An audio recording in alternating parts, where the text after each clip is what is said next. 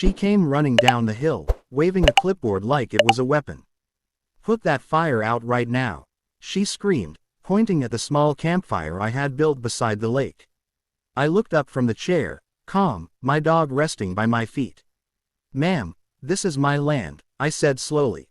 But she didn't care. She had that look, the Karen look. Chin high, sunglasses too big, full of fake confidence. "This lake falls under Willow Creek HOA," she snapped. "You're violating our open space policy." I laughed under my breath. "Funny thing," I said, "I own this lake." Her jaw dropped, and that's when she grabbed her phone. "You're done," she hissed. "I'm calling the cops." Within minutes, I heard the sirens. 3 police cars pulled up, lights flashing like I'd set the forest on fire. My heart thudded, but not from fear, from disbelief. The officers walked over while Karen stood behind them, arms crossed, smirking like she'd just saved the world. "Sir, step away from the fire," one of them ordered. I kept my voice steady. "Officer, this is private property.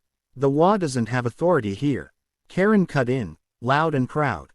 "He's lying. He's been trespassing on HOA land for months." I could see the officers start to believe her. One of them reached for his handcuffs. That's when I pulled out my phone. "Before you cuff me," I said, "you should probably watch this." I opened a file, the property deed, GPS coordinates, county seal, everything. I'd kept it saved ever since moving here because I knew this day would come. The officer looked at it, then back at Karen. "Ma'am," he said carefully, "this property isn't part of your HOA." She blinked, stunned. "That can't be right. My husband is on the board." Her voice cracked for the first time. I stood up slowly, brushing the dirt off my jeans. "You might want to check your map," I said. "The HOA ends a quarter-mile before this lake." But she didn't back down. "No, no, this is wrong," she shouted, stepping closer. "You can't light fires out here. It's unsafe, and I'm in charge of community safety." The officers glanced at each other, uneasy. I could feel the tension shift. My dog barked once, sharp and deep. "You're not in charge here," I said softly. "You're trespassing." Her eyes went wide, but she refused to move. "I'll have your property condemned," she threatened. I smiled faintly. "You can try." That was the moment she realized she'd picked the wrong person to mess with. Viral line. She called the cops on me for lighting a fire on my own lake. Karen wasn't done. Even after the officers left, embarrassed and half apologizing, she stood by her SUV, pretending to make more calls. I could hear her whispering into the phone, her voice sharp like broken glass. "Yes, get the county inspector. He's burning restricted land. I'll make sure he's fined." I just shook my head. People like her didn't care about right or wrong, they cared about control. I poured some water over the fire and started packing up, but something in her smirk told me this wasn't over. The next morning, I woke up to yellow tape tied across my dock. "Environmental hazard. Do not cross." I stared at it for a long second, then looked around. There she was again, standing across the lake with a cup of coffee, filming me on her phone. "Caught red-handed," she said loud enough for me to hear. "Enjoy your fine." My blood boiled, but I stayed quiet. I walked down to the tape and found a folded paper attached. Temporary closure order by Willow Creek HOA. Fake signature. No county seal. She had printed her own notice again. That's when I called my friend Mike. "She forged another HOA notice," I told him. "Can you verify something for me?" Mike chuckled through the line. "I'll do more than verify," he said. "I'll bring the drone footage." I grinned. Mike wasn't just a friend, he was a retired county surveyor. If anyone could prove the borders, it was him. By the afternoon, Mike arrived with his old pickup and a big silver drone case. Karen came out immediately, storming toward us. "You can't fly drones here," she barked. Mike looked up and said calmly, "Ma'am, according to the county map, this land isn't under HOA jurisdiction. You're the one trespassing." Her face twisted. "You think a toy drone makes you a lawyer?" She snapped. "No," I said quietly, "but it makes me a witness." The drone went up, buzzing above the lake, scanning the property lines. On the live feed, the HOA boundary was clearly marked, ending way before the lake even began. Karen froze when she saw it. For the first time, her face lost color. That can't be right, she whispered. I stepped closer, keeping my voice steady. You've been harassing me on private land, forging notices, and filing false reports. That's a felony. She took a step back, eyes darting toward her SUV. You wouldn't dare press charges. I looked her dead in the eye. Try me. Viral line. She drew her own property lines, but forgot the county drew theirs first. That night, things took a darker turn. Around midnight, I woke up to my dog growling near the window. The sound of footsteps echoed from the dock, slow, deliberate. I grabbed my flashlight and looked out. There she was again, Karen, in a reflective jacket, holding a clipboard and shining her phone's light at my dock like she was inspecting something. I opened the door and yelled, "You lost, or just crazy?" She flinched, then shouted back, "I'm conducting an HOA safety inspection." In the middle of the night, I said, stepping onto the porch. She froze for a moment but didn't back down. "You're not compliant with HOA fire safety standards," she said, pretending to read something off the clipboard. "I'll be reporting you in the morning." I walked closer, letting the beam of my flashlight land right on her fake badge. "That's impersonation," I said.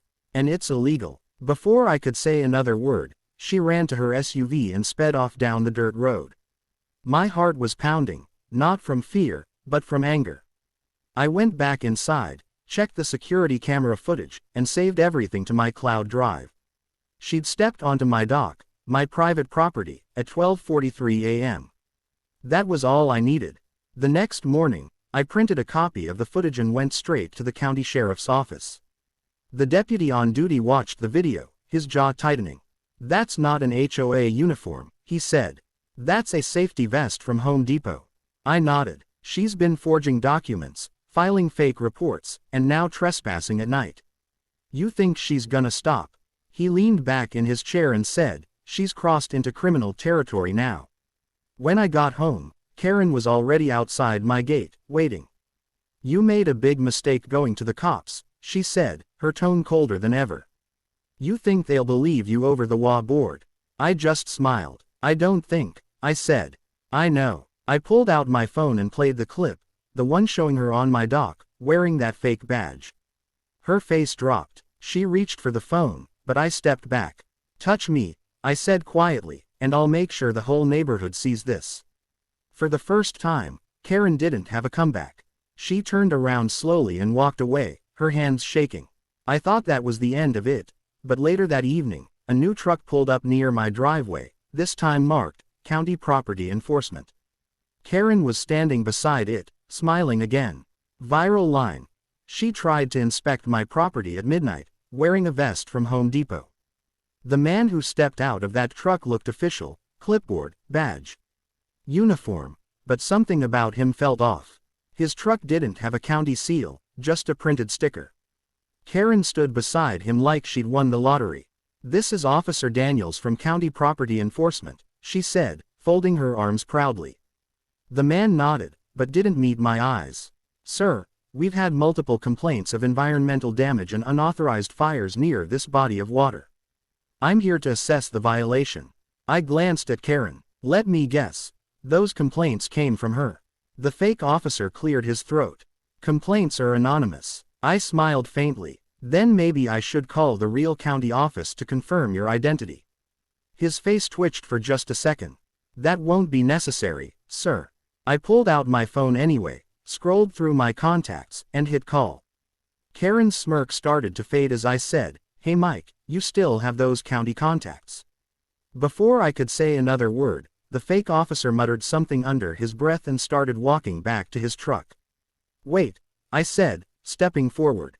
"You forgot your clipboard." He didn't stop. Karen followed after him, whispering, panicking. They both climbed in the truck and sped off, dust rising behind them. My dog barked from the porch, and I couldn't help but laugh. Fake cops now. That's new. An hour later, my phone buzzed. It was Mike again. "You're not gonna believe this," he said. "There's no such thing as county property enforcement in this area." My stomach dropped. So they were both faking it. Mike chuckled. "Looks like it. But here's the fun part." I checked the drone footage. That same truck visited 3 other houses last week. Same sticker, Same guy. Looks like your HOA Karen has been staging fake inspections for months. That's when the pieces started to fit. All those neighbors who'd suddenly stopped talking to me, the warning letters on their doors, the fear of losing HOA privileges.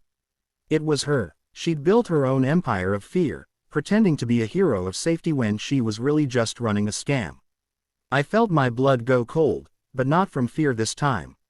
From determination. I sent Mike the midnight footage, the fake notice, and a few recordings of Karen's threats.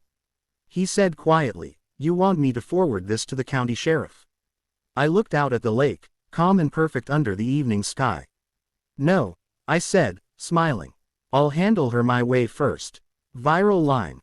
She brought fake cops to my property. Too bad I knew what real authority looked like.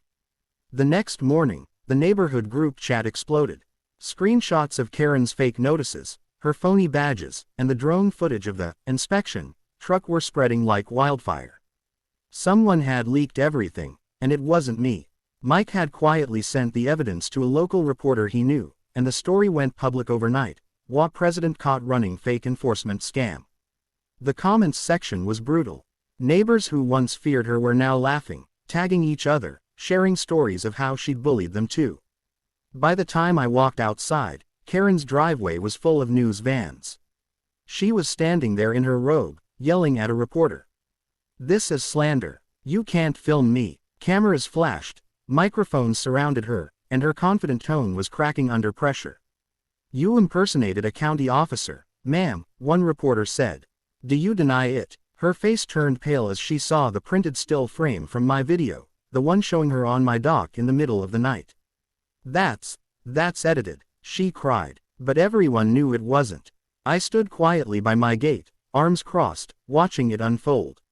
It wasn't satisfaction I felt. It was justice. The kind of justice she'd never believed I could deliver. She spotted me and pointed her finger, trembling. "You did this. You ruined everything." I looked straight at her and said calmly, "No, Karen. You did this when you forgot whose land you were standing on." The reporters turned toward me, sensing a story. "Sir, were you the one she harassed?" one asked. I nodded slowly. She tried to take what wasn't hers, now the truth took her instead. That line hit hard. Even the reporter paused. Karen screamed again, but her voice drowned in the chaos of cameras and questions. Then, like a final twist of fate, a real county sheriff's SUV rolled up. The deputy who had seen the footage before stepped out. He didn't even look at me, he went straight to Karen. "Ma'am," he said firmly, "you're under arrest for trespassing, falsifying documents, and impersonating a government official." The crowd gasped. She tried to talk, but the words never came. The cuffs clicked, and for the first time, Karen didn't look like a leader, she looked small. As they put her in the back seat, she turned toward me and whispered through the window, "You'll regret this." I just smiled and said softly, "You already do." Viral line. She built an empire on fake authority, then drowned in the truth she couldn't control. The next few days felt quiet in a way I hadn't experienced since moving here. The yellow tape was gone, the fake notices disappeared, and for the first time, the lake looked like it belonged to me again, peaceful, untouched, free. Neighbors I barely knew started stopping by, offering coffee, shaking my hand, apologizing for believing her lies. One older man said, "She scared everyone for years. You're the first person who ever stood up to her." I just smiled and said, "Sometimes you don't need to fight back with noise. Just proof." A week later, I got a letter from the county. It wasn't a warning, it was a thank you. The sheriff's office confirmed that Karen's fake enforcement had been under quiet investigation for months. My footage sealed the case.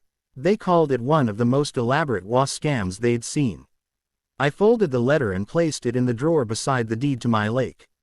Both felt like trophies, not for revenge, but for peace of mind. That evening, I lit another campfire by the same spot where it all started. The sky turned orange and purple, and the reflection danced over the water. My dog lay next to me, tail flicking lazily. I stared into the flames, remembering how she'd once stood there screaming that I was trespassing.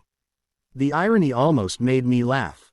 Somewhere out there, she was facing real charges, ones she used to threaten others with. I heard footsteps behind me and turned. It was Mike, holding 2 cups of coffee. "So," he said, sitting down beside me, "you gonna build that dock you always talked about?" I smiled. "Yeah, and maybe put a sign on it too." He raised an eyebrow. "What'll it say?" I looked at the lake, feeling the calm settle deep in my chest. "Simple," I said. "Private property. Not for pretenders." He laughed, and we sat there watching the fire crackle as night took over. For the first time, the silence wasn't heavy, it was earned. Viral line. "She called the cops on my campfire. Now she's the one trying to put out her own mess." The end. Subscribe my YouTube channel for more stories.